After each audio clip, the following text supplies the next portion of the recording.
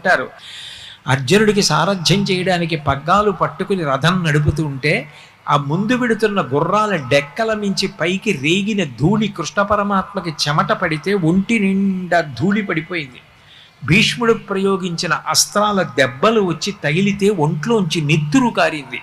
అయినా అర్జునుణ్ణి కాపాడు కోసమని అంత కష్టపడి రథసారథ్యం చేసినటువంటి కృష్ణుడు ఎంత కష్టపడితే, ఎంత సమాజ సేవ చేస్తే భగవంతుడిగా పూజింపబడ్డాడు. ఎవరైనా నాట్యం చెయ్యండి అంటే వేదిక మీద నాట్యం చేస్తారు.